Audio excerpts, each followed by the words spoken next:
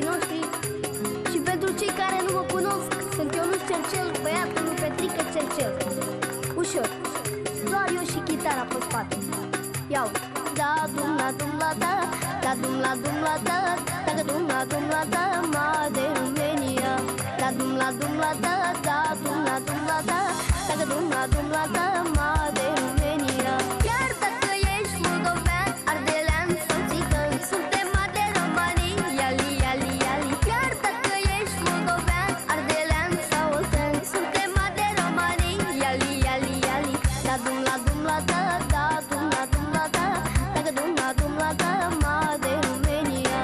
Da dum la dum la da, da frații noștri. Și pentru cei care nu mă cunosc, sunt Ionuț Cercel, băiatul lui Petrică Cercel. Ușor, doar eu și chitara pe spate. Iau, da dum la dum la da, da dum la dum la da, da dum la dum la da, ma de România.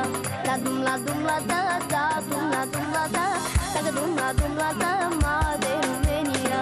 Chiar dacă ești moldovean, ardelean sau țigan, suntem de romanii, iali, iali, iali. Chiar dacă ești moldovean, ardelean sau oltean, suntem de romanii, iali, iali, iali. Da dum la dum la da, da dum la dum la da, da dum la dum la da, ma de România. Da dum la dum la da, da frații noștri. Și pentru cei care nu mă cunosc, sunt Ionuț Cercel, băiatul lui Petrică Cercel. Ușor, doar eu și chitara pe spate. Iau, da dum la dum la da, da dum la dum la da, da dum la dum la da, ma de România. Da dum la dum la da, da dum la dum la da, da dum la dum la da, ma de România. Chiar dacă ești moldovean, ardelean sau țigan, suntem de romanii, iali, iali, iali. Chiar dacă ești moldovean, ardelean sau oltean, suntem de romanii, iali, iali, iali. Da dum la dum la da, da dum la dum la da, da dum la dum la da, ma de România. Da dum la dum la da, da frații noștri. Și pentru cei care nu mă cunosc, sunt Ionuț Cercel, băiatul lui Petrică Cercel. Ușor, doar eu și chitara pe spate.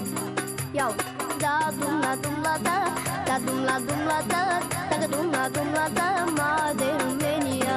Da dum la dum la da, da dum la dum la da, da dum la dum la da, ma de România.